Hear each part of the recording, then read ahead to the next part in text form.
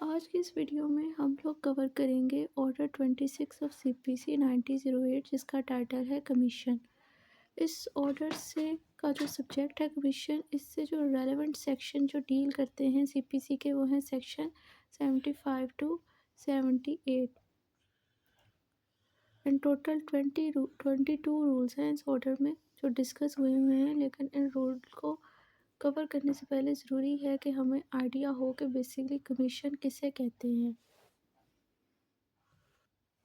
सो commission यहाँ पर जो ये पॉइंट 2 पे डेफिनेशन है आपको शो हो रही, वो ये है कि कमीशन है basically a group of people interested by a government or other official body with authority to do something.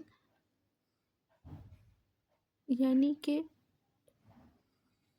Commission basically क्या है, एक ग्रुप ऑफ पीपल जिन्हें कोई गवर्नमेंट या कोई दूसरी ऑफिशियल बॉडी, कोई अथॉरिटी इंटरेस्ट करती हैं कि भाई आप उन्हें कोई पावर इंटरेस्ट करती हैं, कोई अथॉरिटी इंटरेस्ट करती हैं कि भाई आपने कोई फ़लाँ काम करना है। तो ऐसे पर्सन जिनको गवर्नमेंट या कोई दूसरी ऑफिशियल बॉडी कोई फंक्शन असाइन करे कि ये असाइन फंक्शन आपने करना है, हम आपको ये पावर दे रहे हैं, तो वो पर्सन्स को बेसिकली हम लोग कमीशन कहते हैं।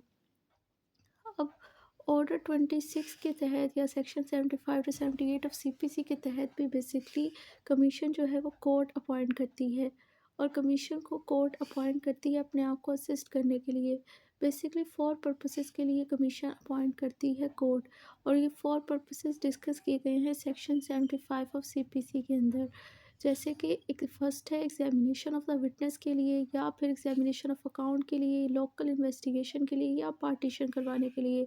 ये फॉर पर्पसेस सेक्शन 75 में डिस्कस किए गए हैं, जिसके तहत जो है वो बेसिकली कमीशन अपॉइंट किया जाता है कोर्ट की तरफ से। ये बेसिकली कोर्ट को इसके जुडिशल फंक्शन को परफॉर्म करने में असिस्ट करता है कमीशन। अब आपको अगर ये अंदाज़ा हो गया है कि कमीशन बेसिकली क्या होता है, तो अब हम लोग इसके रूल्स की तरफ जाते हैं। तो टोटल 22 रूल्स हैं इसमें डिस्कस हुए हुए ऑर्डर 26 के अंदर, और इन 22 रूल्स को 6 सब्जेक्ट के अंदर डिवाइड किया गया है, यानी 6 सब्जेक्ट इसमें डिस्कस हुए हैं इस ऑर्डर 26 के अंदर। फर्स्ट 14 रूल्स जो हैं वो इसके इसी से डील करते हैं कि जिन पर्पसेस के लिए कमीशन अपॉइंट होता है ना, इसी से डील करते हैं। इसमें फर्स्ट 10 रूल्स इसके फर्स्ट सब्जेक्ट से डील करते हैं कि भाई जब कमीशन इशू किया जाता है for the purpose of examination of a witness, तो फर्स्ट 8 रूल इस सब्जेक्ट से डील करते हैं। नेक्स्ट 2 रूल्स यानी रूल 9 टू 10 जो है ऑर्डर 26 के, वो इस सब्जेक्ट से डील करते हैं जब कमीशन अपॉइंट किया जाता है for the local investigation. Third subject जो इस ऑर्डर में डिस्कस हुआ है वो है to make examination of account, इससे डील करता है रूल 11 टू 12। और लास्ट जो है कि पार्टीशन ऑफ के लिए जो कमीशन इशू किया जाता है फोर सब्जेक्ट, उससे डील करता है 13 एंड 14 रूल्स। नेक्स्ट फिर इसके जो 15 टू 18 रूल्स हैं इस ऑर्डर के, वो इसकी जनरल प्रोविजन है। एंड 19 टू 22 जो रूल हैं वो डिस्कस करते हैं कि जब हाई कोर्ट कमीशन इशू करती है। तो ये टोटल 6 सब्जेक्ट्स हैं इसके, और इन 6 सब्जेक्ट्स के अंदर फिर रूल्स जो है वो कैटेगरीली जो है वो डिवाइड हुए हुए हैं कि कौन फलां रूल किस सब्जेक्ट से डील करता है। सो अब हम लोग इस ऑर्डर को स्टार्ट करते हैं। सबसे पहले फर्स्ट सब्जेक्ट जो है इस ऑर्डर का, उससे हम लोग डिस्कस करते हैं कि commission to examine witness. First 8 rule जो है वो इस पोर्शन से डील करते हैं कि कोर्ट जो है वो बेसिकली कमीशन जो है वो बेसिकली जारी किया जा सकता है for the purpose of examination of witness, यानी कि गवाह की शहादत को रिकॉर्ड करने के लिए कमीशन जारी किया जा सकता है। फर्स्ट 8 रूल जो है वो इस सब्जेक्ट से डील करते से स्टार्ट करते हैं। Rule number 1, cases in which court पे issue commission to examine witness, यानी कि किन केसेस के अंदर कोर्ट जो है वो विटनेस की एग्जामिनेशन के लिए कमीशन इशू कर सकती है। सो कहते हैं कि एनी कोर्ट पे इन any suit issue a commission for the examination और all interrogatories or otherwise of any person resident within a local limit of its jurisdiction who is exempted under this code from attending the court, or who is from sickness or infirmity unable to attend it। So उन्होंने कहा है कि भाई ये बस basically discuss कर रहा है रूल कि कोई भी कोर्ट किसी भी सूट के अंदर कमीशन जारी कर सकता है किसी ऐसे पर्सन के लिए नंबर 1 तो वो पर्सन जो कि कोर्ट की लोकल लिमिट ऑफ जुरिस्डिक्शन में है। नंबर 2 वो पर्सन जो कि इस कोर्ट के तहत एग्जेप्टेड है कि वो कोर्ट पे आ नहीं सकता, यानी कि लाइक वो पर्दानशीन लेडी है, यानी सेक्शन 131 और 132 के अंदर जो ग्राउंड रेज किए गए हैं एग्जेप्ट फ्रॉम पेलस के सीपीसी के, वो बताए गए हैं। नंबर 3 ये कि वो पर्सन बीमार है, सिक है, यानी नंबर 4 ये कि वो पर्सन इनफर्म है, यानी ज़ईफ़ है, वीक है। तो लिहाजा अगर वो इन 4 सिनेरियो में से कोई बंदा है, वो उसी कोर्ट की लोकल लिमिट ऑफ जुरिस्डिक्शन में रहता है, वो इनफर्म है, वो सिक है, या वो उसकी पर्सनल अपीयरेंस एक्सेप्टेड है कोर्ट से कि वो नहीं उसे बुला सकते, कोर्ट से कॉल नहीं कर सकती, तो ऐसे पर्सन के लिए बेसिकली कोई भी कोर्ट किसी भी सूट के अंदर कमीशन इशू कर सकती है इसकी एग्ज़ामिनेशन के लिए। और एग्ज़ामिनेशन जो है वो अब 2 फैक्टर्स पर हो रही है, यानी या तो इंटेरोगेटरीज़ पर, यानी कि जो इंटेरोगेटरीज़ ऑर्डर 11 में जो इंटेरोगेटरी एक पार्टी दूसरी पार्टी के लिए सवालनामा जारी करती है, उस सवालात में जो सवालनामा में जो सवालात हैं उस इंटेरोगेटरीज़ के हवाले से एग्ज़ामिनेशन करने के लिए कमीशन जारी किया जा सकता है। और अदरवाइज़ यानी कि हो सकता है कि ट्रायल, क्योंकि इंटेरोगेटरी तो प्री ट्रायल स्टेज पर हो रही है ना, और अदरवाइज़ से मुराद है कि इंटेरोगेटरीज़ के अलावा लाइक जैसे ट्रायल स्टेज के ऊपर कोर्ट कमीशन जारी कर देती है किसी गवाह की शहादत को रिकॉर्ड करने के लिए। सो अगर रूल 1 को दोबारा से एक्सप्लेन करें तो रूल 1 सिंपली ये कहता है कि अगर कोई पर्सन उस कोर्ट की लोकल लिमिट ऑफ जुरिस्डिक्शन में रहता है जिस कोर्ट ने कमीशन जारी करना है, या वो पर्सन बीमार है, इनफर्म है, या फिर वो पर्सन जो है उसकी पर्सनल अपीयरेंस जो है वो एग्जेप्टेड कोर्ट है, किस कोर्ट कॉल नहीं कर सकती कि आके कोर्ट में गवाही दे। ऐसे पर्सन की शहादत को रिकॉर्ड करने के लिए उसकी एग्जामिनेशन के लिए कोर्ट जो है वो किसी भी सूट पे कोई भी कोर्ट कमीशन जारी कर सकता है। और ये जो इसकी एग्जामिनेशन हो रही है पर्सनस की, वो एग्जामिनेशन हो सकती है इंटेरोगेटरीज के सवालों पर, या उसके अलावा अदरवाइज हो सकता है ट्रायल स्टेज पर।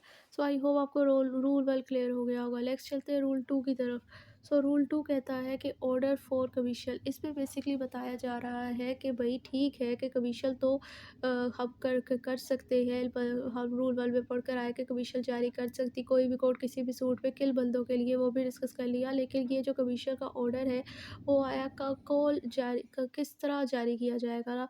सो वो कह रहे हैं कि order for the issue of a commission for the examination of a witness may be made by the court either of its all virtual or all the application supported by affidavit or otherwise of any party to a suit or of a witness to be examined, यानी कि जो किसी भी गवाह के examination के लिए commission का ऑर्डर जो जारी होता है उसके जारी होने के हवाले से 3 सिनेरियो है।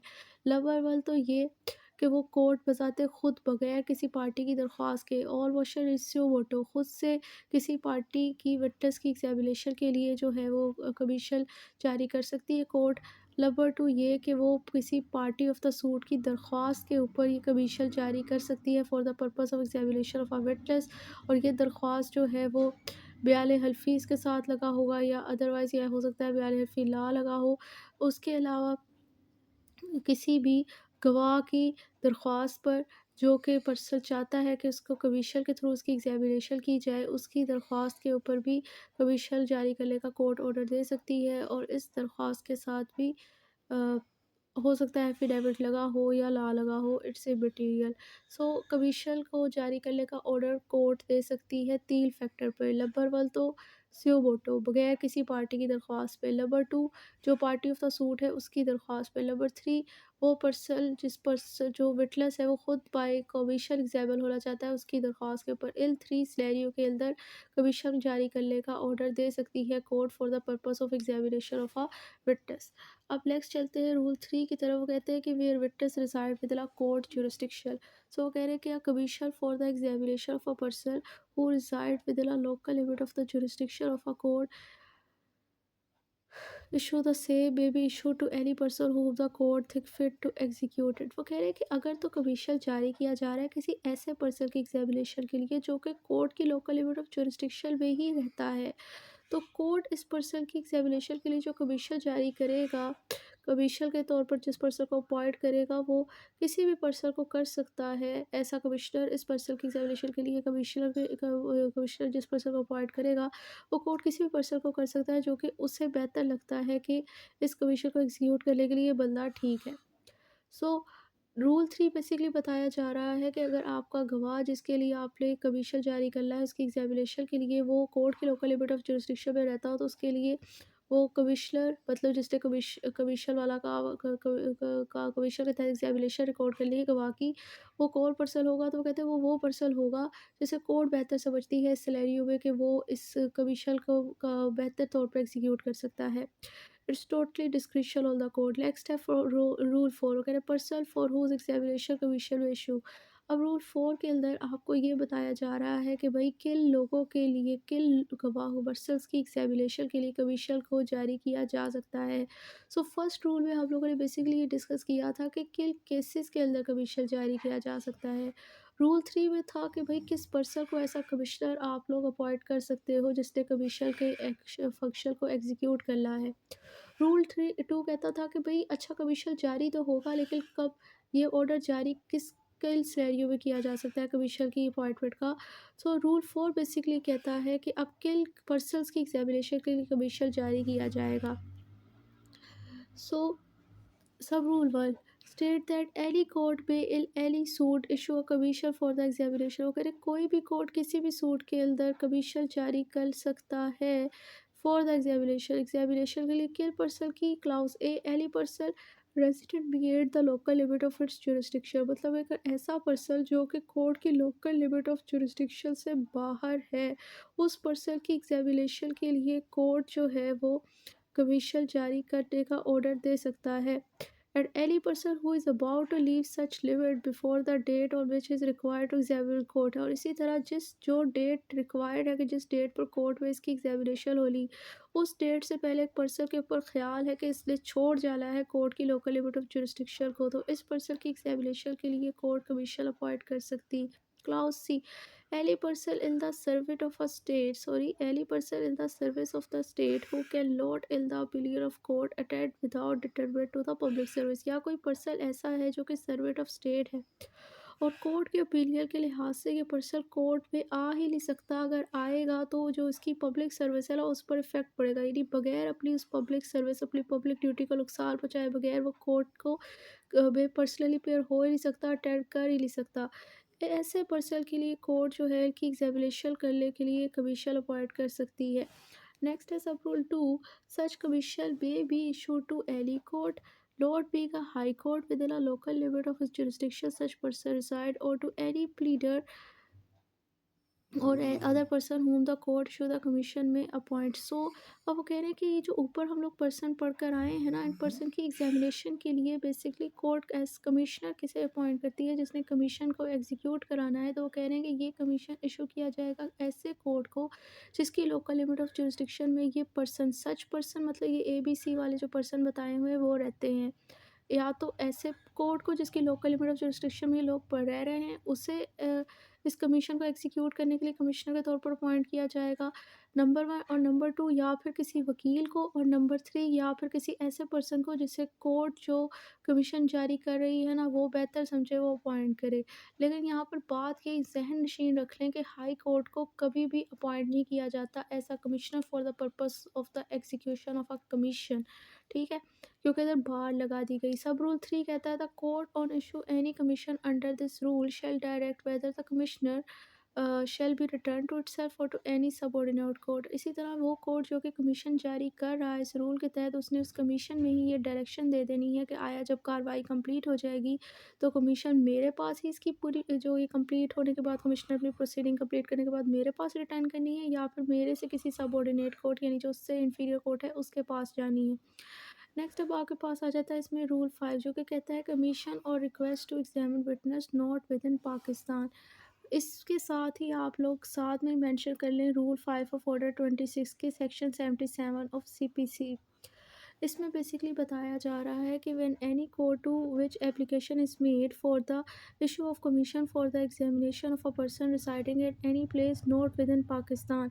मतलब अगर तो किसी ऐसे कोर्ट को में दरख्वास्त आती है कि भाई आप कमीशन जारी करने का ऑर्डर दें किसी ऐसे पर्सन के की एग्जामिनेशन के हवाले से जो कि पाकिस्तान में नहीं रहता और वो court is satisfy that the evidence of such person is necessary और वो कोर्ट सेटिस्फाई भी हो गई कि ऐसा पर्सन जो कि पाकिस्तान में नहीं रहता इसकी गवाही ज़रूरी है। द कोर्ट में इशू सच कमीशन और अ लेटर ऑफ रिक्वेस्ट। तो अब कोर्ट इस हवाले से या तो कमीशन जारी करने का ऑर्डर दे सकती है या फिर लेटर ऑफ रिक्वेस्ट करेगी। अब ऑर्डर 26 के रूल 5 में तो बताया कि भाई ऐसा पर्सन जो कि पाकिस्तान की लोकल लिमिट ऑफ जुरिस्डिक्शन में नहीं रहता लेकिन उसकी शहादत मटीरियल है और कोर्ट में दरख्वास्त दी जाती है कि ऐसे पर्सन की शहादत लेने के लिए आप लेटर ऑफ रिक्वेस्ट या कमीशन जारी करें और कोर्ट को लगता है कि हाँ ऐसा है, तो वो ये दोनों काम कर सकता है, कमीशन भी जारी कर सकता है और लेटर रिक्वेस्ट भी कर सकता है। लेकिन सेक्शन 77 में इस तरह के यही सेम सिनेरियो है और उसमें मुतल्लक बताया गया है कि जस्ट लेटर ऑफ रिक्वेस्ट जारी किया जाता है। तो इसका मतलब ये हुआ कि ऑप्शन हमारे पास दोनों का है, कमीशन का भी है, लेटर ऑफ रिक्वेस्ट का भी इस सिनेरियो में, लेकिन बेटर प्रोबेबिलिटी ये है कि और प्रैक्टिस में भी जो चीज़ अप्लाई होती है वो ये है कि इस तरह के सिनेरियो में लेटर ऑफ रिक्वेस्ट जारी किया जाता है instead of commission. So next up हमारे पास आ जाता है रूल 6। वो कहता है court to examine witness pursue to commission. Court to examine witness pursue to commission. Every court receiving a commission for the examination of any person shall examine him or cause him to be examined pursuant thereto। अब हम लोग ऊपर पढ़ कर आए हैं कि court भी को भी ऐसा कमिश्नर अपॉइंट किया जा सकता है for the purpose of the execution of a commission. So commission की एग्जीक्यूशन के लिए किसी कोर्ट को भी कमिश्नर अपॉइंट किया जा सकता है, ये हम लोग क्लियरली पढ़ आए हैं। सो यहाँ पर भी यही कहा जा रहा है कि अगर कोई कोर्ट कमीशन को रिसीव करता है, मतलब अगर कोर्ट कमिश्नर है तो उसने जो है वो उसी कमीशन में जो इंस्ट्रक्शन दी गई हैं उसके मुताबिक ही किसी उस पर्सन की एग्ज़ामिनेशन करनी है जिसकी एग्ज़ामिनेशन रिक्वायर है, या फिर उसने उस cause him to be examined, या हो सकता है वो किसी और को ये अथॉरिटी डेलीगेट कर दे। तो जो इस पर्सन को अथॉरिटी डेलीगेट हुई होगी उसने भी एग्ज़ामिनेशन उसी तरह ही करनी है जो कि कमीशन के अंदर अथॉरिटी है। परस्यूट का मतलब होता है के मुताबिक। अब आप अगर रूल 6 को दोबारा पढ़ें तो वो कह रहे हैं कि अगर तो ये किस कमीशन के फंक्शन को एग्जीक्यूट करना है किसी कोर्ट ने, क्योंकि कोर्ट कमिश्नर अपॉइंट हुआ है, तो कोर्ट ने जैसे कमीशन में इंस्ट्रक्शन है ना कि इस तरह एग्जामिनेशन करनी है, उसने उसी हिसाब से, तो ये दोनों के मैसेज उसने इसी हिसाब से जो है वो करना है, इसी हिसाब से वो करेगा। और अगर वो खुद नहीं करेगा तो वो जो कि cause him to be examiner, तो जिससे डेलीगेट करा होगा तो वो डेलीगेट पर्सन भी उस अथॉरिटी को वैसे जो इस तरह कमिश्नर जिस तरह ऑर्डर में कहा गया हो ना कि कमीशन इस तरह कमीशन की एग्जीक्यूशन करानी है, उसने भी उसी तरह करनी है। नेक्स्ट है रूल 7। कहते हैं return of commission with deposition of witness. Return of commission with deposition of witness. Deposition का मतलब होता है शहादत। सो वो कह रहे हैं कि where a commission has been duly executed, मतलब कि जिस पर्पज़ के लिए कमीशन अपॉइंट हुआ था शहादत रिकॉर्ड करने के लिए, एग्जामिनेशन ऑफ द विटनेस के लिए, वो कमीशन ने काम कर लिया, उसने शहादत रिकॉर्ड कर ली। It shall be return together with the evidence taken under it. तो अब इसने क्या करना है कि जो भी शहादत इसके अंदर ली गई है ना, वो उसके साथ उसने वो कमीशन को रिटर्न करना है to the court from which it was issued. उस कोर्ट को रिटर्न करना है जिसकी तरफ से ये कमीशन इशूड हुआ था। Unless the order for issue the commission has otherwise directed, मतलब कि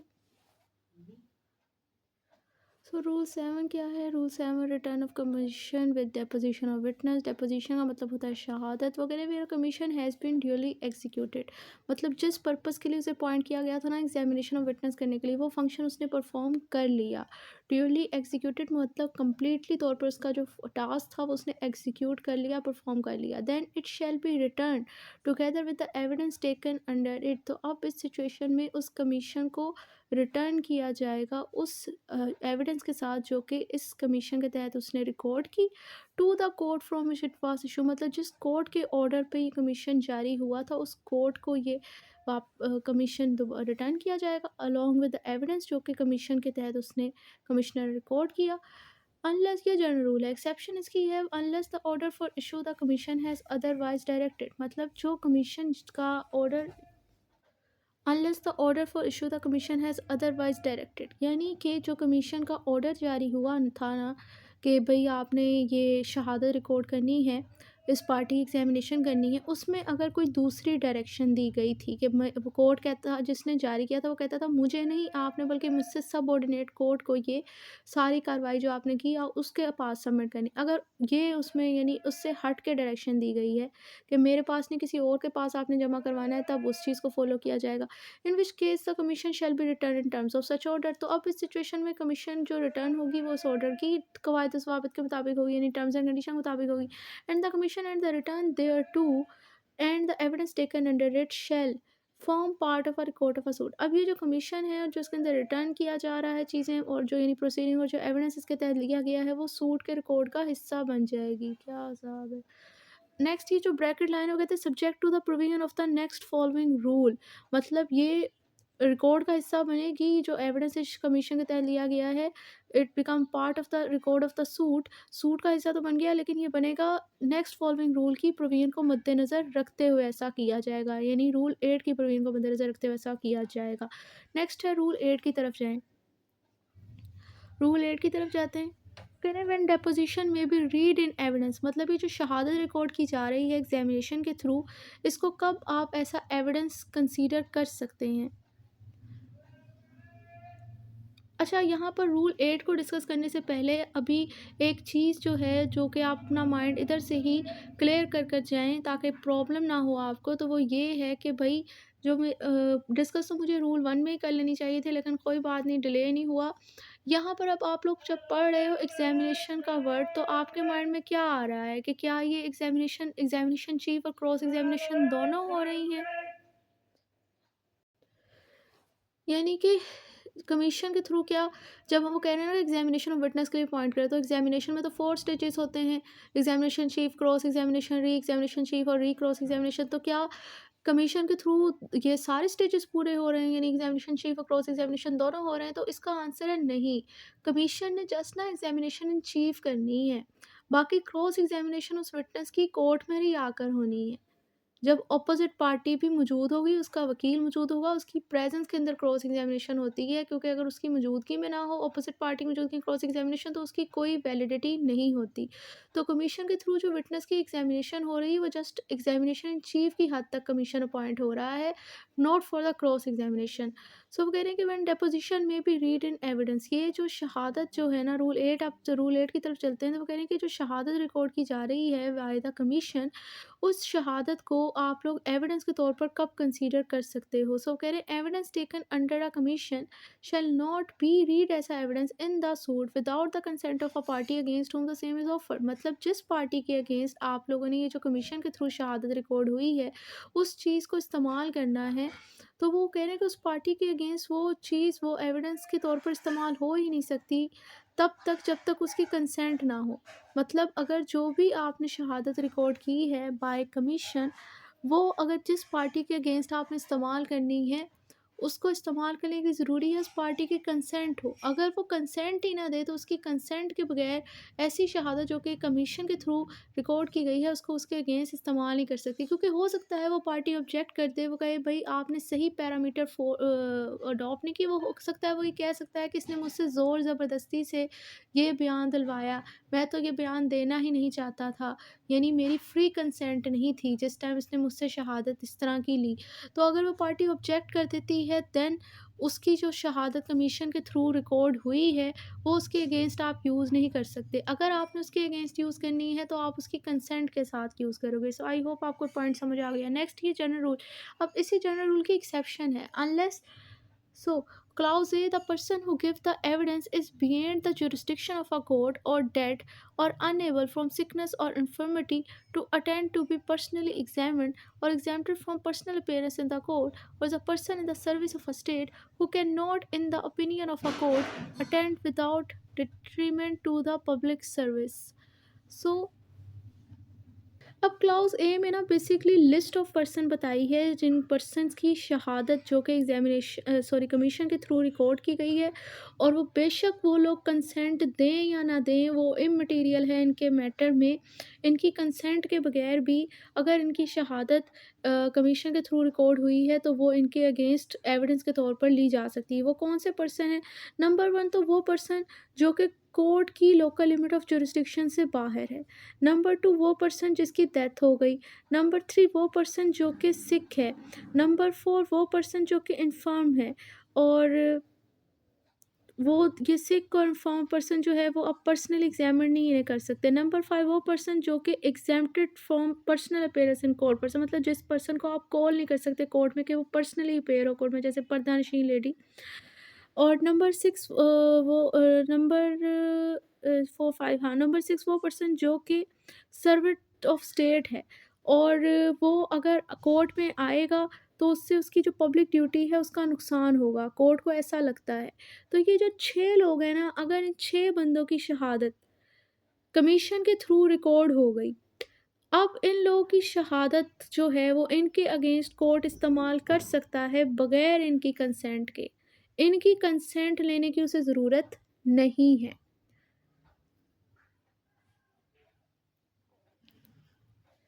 नेक्स्ट है क्लॉज बी। हाँ, clause B. The court in its discretion dispense with the proof of any of the circumstances mentioned in clause A and authorize the evidence of any person being read as evidence in the suit, notwithstanding proof that the cause for taking such evidence by the commission has ceased at the time of reading the same. So वो कह रहे हैं कि court की discretionary power है कि जो clause ए के अंदर सर्कमस्टांसेस बताए हैं ना, कि ये जो 6 पर्सन हैं इनकी कंसेंट के बगैर भी शहादत जो इनकी कमीशन के थ्रू रिकॉर्ड हो गई वो कोर्ट यूज़ कर सकता है इनके अगेंस्ट। तो वो कह रहे हैं कि अगर ये जो क्लाउज ए के सर्कमस्टांसेस हैं इनका हो सकता है कोर्ट की डिस्क्रिशनरी पावर है वो प्रूफ भी ना रिक्वायर डिमांड करे तो किसी मैटर के अंदर, अगर वो करना चाहे, मतलब क्लेम किया जा रहा है कि भाई ये फ़लाँ बंदा डेड है इसलिए इसकी शहादत की बगैर कंसेंट के अब यूज़ हो सकती है, जो या ये इन्फर्म है, सिक था, तो इसकी शहादत बगैर इसकी कंसेंट के इस्तेमाल की जा सकती है और कोर्ट अगर उसका प्रूफ के वाकई ये इन्फर्म है, सिक है, वो नहीं भी लेना चाहती है तो वो डिस्पेंस कर सकती है। और ये अथॉरिटी दे सकती है कि ऐसे पर्सन की जो शहादत है ना उसको सबूत के तौर पर लिया जाएगा सूट में। Notwithstanding the proof that the cause, मतलब वो कह रहे हैं कि अगर जो दूसरी पार्टी है ना वो ये साबित कर दे कि जिस टाइम ये एविडेंस लिया गया था कमीशन में उस टाइम हालात कुछ और थे, है ceases at the time of reading the same, और इस टाइम जब आप ट्रायल स्टेज पे इस बंदे की जो कमीशन के थ्रू शहादत ली गई है इसको आप एज एविडेंस एडमिट कर रहे हो, अब कुछ और हालात हैं। मतलब हो सकता है कि जिस पर्सन की शहादत को कोर्ट के कंसीडर कर रही है वो पर्सन इस ग्राउंड वो था बीमार जिस टाइम कमीशन के थ्रू उसकी शहादत रिकॉर्ड हुई। अब ऑपोजिट पार्टी कहती है भाई उस टाइम तो ये बीमार था जिस टाइम कमीशन ने इसकी शहादत रिकॉर्ड की है, लेकिन इस टाइम जिस टाइम अब आप ये इसको सबूत के तौर पे ले रहे हो ना, है सीज्ड एट द टाइम, मतलब उस टाइम अब ये कंडीशन नहीं है, अब ये हट्टा कट्टा है। वो कहते हैं अब ये ठीक है भाई, अब इसे आप कोर्ट में कॉल कर लो। लेकिन कोर्ट की डिस्क्रिशनरी पावर है कि बेशक दूसरी पार्टी प्रूफ दे, उस वो कह सकती है कि मैं जो है वो इसको अब जो कमीशन के थ्रू इसकी शहादत रिकॉर्ड हुई है इसे मैं ऐसा एविडेंस डील करूँगी, इसे मैं एविडेंस कंसीडर करूँगी। ये कोर्ट की डिस्क्रिशन है। सो आई होप आपको ये पॉइंट भी समझ आ गया होगा। अब अगर हम लोग इसी फर्स्ट एड रूल को, जो फर्स्ट सब्जेक्ट है इस ऑर्डर 26 का, इसको अगर समराइज़ करें, क्योंकि समराइज़ करने का फ़ायदा ये होता है कि एक समरी सी बन जाती है और याद रखना आसान हो जाता है किसी की चीज़ को। तो समरी इसकी ये है फर्स्ट एड रूल की कि कोर्ट जो है वो किसी पर्सन की एग्ज़ामिनेशन के लिए कमीशन जारी कर सकती है। ये कमीशन जो है वो कोर्ट जारी करती है बेसिकली कुछ पर्सन्स के लिए। नंबर 1 तो वो पर्सन जिसकी जिसकी personal appearance exempted from court है, यानी उसे कोर्ट में कॉल नहीं किया जा सकता, लाइक वो प्रधानशील लेडी है, वही सेक्शन 131 और 132 सीपीसी की रिक्वायरमेंट। नंबर 2 ऐसा पर्सन जो कि कोर्ट की लोकल लिमिट ऑफ जुरिस्डिक्शन में अब रिजाइड नहीं करता। नंबर 3 ऐसा पर्सन जो कि पाकिस्तान से बाहर रहता है और उसकी शहादत को रिकॉर्ड करना ज़रूरी है। नंबर 4 वो पर्सन जो कि फिर इन्फर्म है, सिक है। नंबर 5 वो पर्सन जो कि कोर्ट की लोकल लिमिट ऑफ जुरिस्डिक्शन में रहता है। नंबर 6 वो पर्सन जो कि कोर्ट की लोकल लिमिट ऑफ जुरिस्डिक्शन को छोड़ने वाला है। या नंबर 7 वो पर्सन जो कि पब्लिक सर्वेंट है और अगर उसे पर्सनली कॉल करेंगे तो इससे उसकी पब्लिक ड्यूटी पर इफ़ेक्ट पड़ेगा। तो ऐसे 7 पर्सन्स के लिए बेसिकली कमीशन जारी कर सकती है कोर्ट, उनकी एग्ज़ामिनेशन के लिए। अब ये कमीशन जारी करने का ऑर्डर जो है वो कोर्ट खुद से भी 3 फैक्टर्स पर दे सकती है। नंबर 1 खुद से दे सकती है, नंबर 2 जिस पार्टी ऑफ द सूट की दरख्वास्त पे दे सकती है, नंबर 3 जो पार्टी खुद बाय कमीशन एग्ज़ामिन होना चाहती है उस विटनेस की दरख्वास्त पर दे सकती है। अब जो ये कमीशन जारी किया जाता है, ये कमीशन के कमीशन को एग्ज़ीक्यूट करने के लिए कोर्ट किस पर्सन को अपॉइंट करती है। तो इसमें भी बेसिकली 3 तरह के लोग ही हैं, या तो कोई भी नंबर 1 कोई भी पर्सन जिसे कोर्ट बेहतर समझे, नंबर 2 कोई भी कोर्ट हो सकता है लेकिन हाई कोर्ट नहीं हो सकता। नंबर 3 नंबर 3 कोई भी वकील हो सकता है, प्लीडर का वर्ड लिखा हुआ था। कोर्ट भी बेसिकली वो होता है जिसकी लोकल लिमिट ऑफ जुरिस्डिक्शन में वो विटनेस जिसकी आपको एग्ज़ामिनेशन मतलूब है वो रहता हो। सो ये 3 अभी तक हमें ये पता चला कि कमीशन जो है वो विटनेस की एग्ज़ामिनेशन के लिए होता है। 7 तरह के लोग हैं जिनकी एग्ज़ामिनेशन का बताया गया है कि इनकी एग्ज़ामिनेशन के लिए कमीशन अपॉइंट किया जा सकता है। कोर्ट कोर्ट ऑर्डर जारी करने फिर कोर्ट जो कमीशन जारी करने का ऑर्डर देती है उसके भी 3 फैक्टर्स हैं। फिर जिस पर्सन को इसको एग्ज़ीक्यूट करने के लिए कमीशन को एग्ज़ीक्यूट करने कमिश्नर अपॉइंट किया जा रहा है उसके भी 3 सिनेरियो हैं। अब आ जाते हैं कि कोर्ट कमीशन वो जिन गवाहों के लिए करना था, ऑर्डर भी आ गया, कमीशन भी अपॉइंट हो गया। अब ज़ाहिर-सी बात है फंक्शन होगा, कमीशन अपना फंक्शन परफ़ॉर्म करेगा।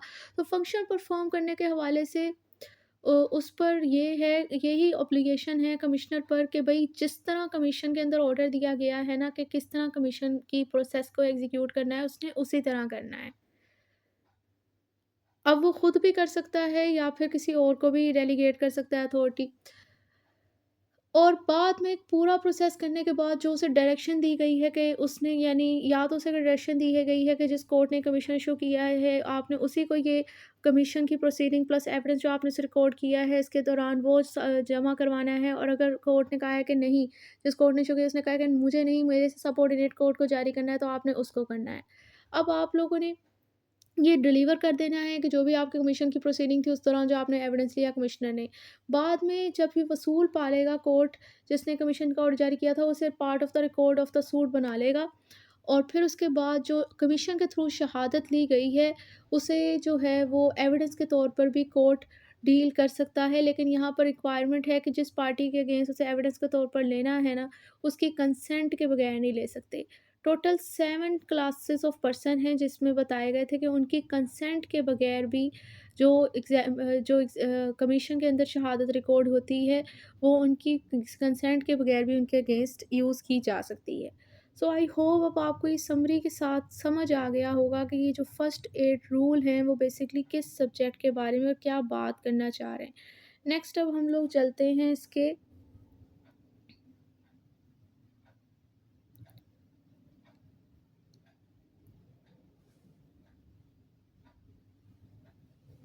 सेकंड सब्जेक्ट की तरफ, जो कि डील करता है कमीशन फॉर लोकल इन्वेस्टिगेशन। यानी कि लोकल इन्वेस्टिगेशन के लिए भी कमीशन को अपॉइंट किया जा सकता है। और जस्ट 2 रूल ही इससे डील करते हैं। रूल 9 और 10 इस पार्ट से स्टार्ट करते हैं। Rule 9 state that commission to make local investigation, यानी कि लोकल इन्वेस्टिगेशन के लिए कमीशन को जारी किया जा सकता है। In any suit in which the court deem a local investigation to be requisite or proper for the purpose of elucidating. Elucidating का मतलब होता है किसी चीज़ को स्पेसिफाई करना, वाजिया करना, क्लियर करना। Any matter in dispute or of asserting the market value of any property or the amount और एनी मीन प्रॉफिट और डैमेज और एनुअल नेट प्रॉफिट। वो कह रहे हैं कि अगर किसी सूट में कोर्ट को लगता है कि लोकल इन्वेस्टिगेशन जो है वो करना ज़रूरी है, प्रॉपर है। क्यों ज़रूरी है? क्योंकि जो मैटर इन डिस्प्यूट है ना सूट के अंदर उसको वाजिया करने के लिए, उसको एलुसिडेट करने के लिए इन्वेस्टिगेशन कराना ज़रूरी है, नंबर 1। नंबर 2 ये कि जो प्रॉपर्टी है कोई सूट में उसकी मार्केट वैल्यू को डिटरमाइन करने के लिए, उसकी सेटलमेंट के लिए लोकल इन्वेस्टिगेशन कराना ज़रूरी है। नंबर 3 किसी अमाउंट की सेटलमेंट के लिए, नंबर 4 किसी मीन प्रॉफिट के लिए, नंबर 5 किसी डैमेजेस के लिए, नंबर 6 किसी एनुअल नेट प्रॉफिट की असेसमेंट के लिए। मतलब कि इन 5 चीज़ें हैं। इन चीज़ों के लिए अगर कोर्ट को लगता है कि लोकल इन्वेस्टिगेशन कराना प्रॉपर है, ज़रूरी है, तो कोर्ट जो है किसी सूट के अंदर आप ये में issue a commission to commission जारी करने का ऑर्डर दे सकती है। किसके करेगी? उस पर्सन को, such person as think fit directing him to make such investigation report there into the court.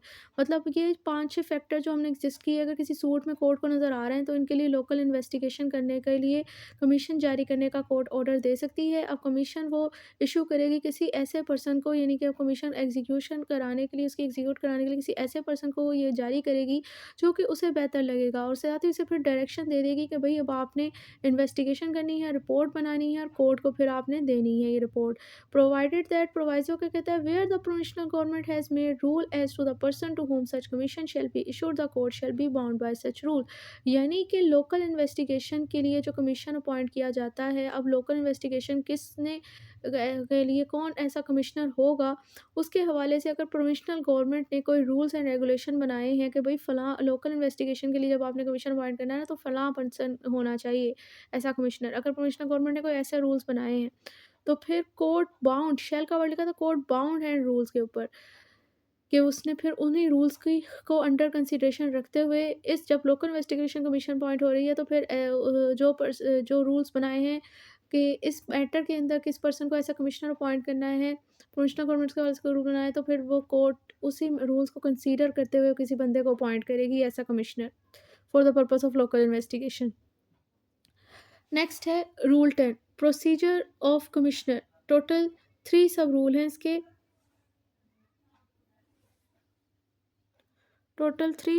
इसके। Sub rule 1, the commissioner after such local investigation as he deem necessary and after reducing to writing the evidence taken by him shall return such evidence together with his report and writing signed by him to the court। वो कह रहे हैं commissioner ने क्या करना है, local investigation करने के, लोकल इंस्पेक्शन करने के बाद जो उसे बेहतर लगती है, कमिश्नर के ने क्या करना है, लोकल इंस्पेक्शन करने के बाद जो उसे बेहतर लगती है, और उसके साथ साथ जो है वो एविडेंस को रिटर्न फॉर्म में लेकर आने के बाद जो भी उसने इंस्पेक्शन में हासिल किए, इसने ये एविडेंस जो है वो अपनी रिपोर्ट के साथ, जो कि इसकी रिटर्न फॉर्म, इसको भी रिटर्न फॉर्म में लेकर आना है, उन एविडेंस को उस रिपोर्ट के साथ जिस जो कि रिटर्न फॉर्म में होगी, उस पर इसके सिग्नेचर होंगे, इसने कोर्ट को सबमिट करना है। यानी कि कमिश्नर ने सबसे पहले लोकल इंस्पेक्शन करनी है जो उसे ज़रूरी लगेगी, उस लोकल इंस्पेक्शन के तहत जो उसने एविडेंस वगैरह लिए हैं उसको भी उसने रिटर्न रिकॉर्ड में उसका लेकर आना है कि ये कि मैंने शहादतें रिकॉर्ड की, और फिर यही सबूत और शवाहिद जो है वो उसने एक रिपोर्ट की सूरत में के साथ जो है वो सबमिट करने हैं इस रिपोर्ट कोर्ट को, और इस रिपोर्ट पर बाकायदा इसके सिग्नेचर होंगे। सब rule 2, report and deposition to be the report of the commissioner and the evidence taken by him but not the evidence without the report shall be evidence in a suit. वो कह रहे हैं कि ये जो commissioner की report होती है ना, और जो भी इसने सबूत लिए हैं, वो सूट के अंदर एक हैसियत रखते हैं सबूत की ही, एविडेंस कंसीडर किए जाते हैं, but not the evidence without the report. यानी कि जो अगर आप जस्ट एविडेंस जमा करवा दें, रिपोर्ट जमा ना करवाएं, तो वो ऐसे सबूत जो है वो बगैर रिपोर्ट के हैसियत नहीं रखते सबूत की। And shall form part of the record, और यही ये जो सबूत है और ये जो रिपोर्ट है ये part of the record of the suit बन जाएंगे, but the court or with the permission of the court any of the party to the suit may examine the commissioner personally in open court. लेकिन साथ ही वो बता रहे हैं कि ये जो कोर्ट है ना, वो बताते स्यू मोटो या फिर कोई भी party of the suit court की परमिशन के साथ इस कमिश्नर को एग्जामिन कर सकती है कोर्ट में पर्सनली तौर पर, touching any of a matter. किस हवाले से अब इसे एग्जामिन कर सकते हैं, उसमें भी 3 सिनेरियो है। Number 1, touching any of the matter refer to him, मतलब जो और मेंशन इन हिज रिपोर्ट, जो भी उसने चीज़ अपनी रिपोर्ट में मेंशन की उस हवाले से उसकी एग्जामिनेशन कर सकते हैं। नंबर 2, और as to his of report, या उसकी रिपोर्ट के हवाले से कर सकते हैं। नंबर 3, और as the manner which he made the investigation. Number 3 ये है कि जिस हवाले से उसने, किस तरीकाकार के तहत जो प्रोसीजर उसने फॉलो किया, जिस मैनर में उसने इन्वेस्टिगेशन की, उस हवाले से इसकी एग्जामिनेशन की जा सकती है। Sub rule 3, where the court is for any reason dissatisfied with the proceeding of the commissioner, it may direct such further inquiry to be made as it shall think fit। यानी कि सब rule 3 ये कह रही है कि ज़रूरी नहीं है कि जो उसने कमिश्नर ने लोकल इन्वेस्टिगेशन कर ली, कोर्ट बाउंड है उसको मानने के लिए। अगर वो डिससेटिस्फाई है किसी भी वजूहात की बिना पर कमिश्नर की प्रोसीडिंग के साथ, तो कोर्ट की डिस्क्रिशनरी पावर है कि वो डायरेक्शन दे सकती है फर्दर इंक्वायरी करने की, जो भी उसे बेहतर लगे। सो अगर इसको भी समराइज़ करें तो इसमें ये है कि टोटली 6 मैटर। नंबर 1 तो ये है कि अगर तो जो मैटर ऑफ कंट्रोवर्सी है सूट में उसको वाज़िया करने के लिए। नंबर 2 ये कि जो कोई प्रॉपर्टी है सूट में उसकी मार्केट वैल्यू को सर्टेन करने के लिए। नंबर 3 कि कोई अमाउंट। नंबर 4 कोई मीन प्रॉफ़िट। नंबर 5 डैमेजेस और नंबर 6 एनुअल नेट प्रॉफ़िट। इन लोगों की असेटमेंट के लिए अगर तो कोर्ट को लगता है किसी सूट में कि इन चीज़ों की वैल्यू जो 6 सब्जेक्ट्स हैं ना इनकी वैल्यू की डिटर्मिनेशन के लिए ज़रूरी है कि कोई लोकल इन्वेस्टिगेशन करवाई जाए। तो अब कोर्ट जो है वो बेसिकली एक कमीशन जारी करती है और इसमें वो कोई ऐसा अब जो कमीशन कमीशन जारी करती है लोकल इन्वेस्टिगेशन के लिए। और ये कमीशन जो है वो बेसिकली किसी पर्सन ने एग्जीक्यूट करवानी है। तो जिस पर्सन ने एग्जीक्यूट करवानी है उसके हवाले से बेसिकली 2 सिनेरियो हैं। नंबर 1 तो ये है कि कोर्ट किसी भी पर्सन को अपॉइंट कर सकती है कि आपने इस कमीशन को एग्जीक्यूट करवाना है तब जब प्रोविंशनल गवर्नमेंट ने ऐसे इस पर्सन के हवाले से कोई रूल्स स्पेसिफाई नहीं किए कि फ़लाँ पर्सन होना चाहिए जो कि लोकल इन्वेस्टिगेशन में कमिश्नर होगा। नंबर 2 सिनेरियो ये है कि प्रोविंशनल गवर्नमेंट ने कोई रूल स्पेसिफाई कर दिए हैं कि लोकल इन्वेस्टिगेशन कराने के लिए जब कमीशन अपॉइंट होता है तो कोई फ़लाँ पर्सन होना चाहिए, उसने कोई रूल स्पेसिफाई कर दिए हैं तो अब फिर उन रूल्स को देखा जाएगा। अब जब ये पर्सन अपॉइंट हो गया तो ज़ाहिर-सी बात है अब इसने अपना प्रोसीजर करना है। तो प्रोसीजर में बेसिकली इस कमिश्नर ने ये करना होता है कि इसने अपनी इंस्पेक्शन करनी है, एविडेंस रिकॉर्ड करने हैं, एक रिपोर्ट बनानी है और अपने जो एविडेंस इसने रिकॉर्ड किए हैं, उस रिपोर्ट के साथ इसने कोर्ट में जमा करवाने हैं, जिस कोर्ट ने कमीशन जारी किया था उस रिपोर्ट पे बाकायदा इसके साइन होंगे। अब जो इसकी रिपोर्ट जो एविडेंस इसने लिए हैं वो बाकायदा केस के अंदर part of the record of the suit होंगे और सूट के अंदर एविडेंस का दर्जा इनको हासिल होगा। एविडेंस की इनकी हैसियत होगी। और ये जो पर्सन जो कमिश्नर है ना, जो इसने रिपोर्ट वगैरह बनाई है, इसने जो एक्शन लिया है, लोकल इंस्पेक्शन की है, इसके हवाले से इसकी इंस्पेक्शन हो सकती है, वो कोर्ट भी कर सकता है और कोई पार्टी ऑफ द सूट भी कर सकती है। वो इसकी रिपोर्ट के हवाले से भी कर सकते हैं, जिस हवाले से इसने इंस्पेक्शन की है, उसकी मैनर के हवाले से भी कर सकते हैं, जो चीज़ इसने अपनी रिपोर्ट में मेंशन की है, उस हवाले से इसकी एग्जामिनेशन कर सकते हैं। और कोर्ट जो ज़रूरी नहीं है कि उसकी कार्रवाई से सैटिस्फाई हो, अगर वो डिससैटिस्फाई है तो वो फर्दर इंक्वायरी करने का भी ऑर्डर दे सकता है। सो आई होप ये आपको ये भी समरी सूरत में समझ आ गया होगा। तो अभी इस वीडियो में हम लोग फर्स्ट 10 रूल करते हैं। नेक्स्ट वीडियो में हम लोग इसके लास्ट 12 रूल्स को डिस्कस करेंगे।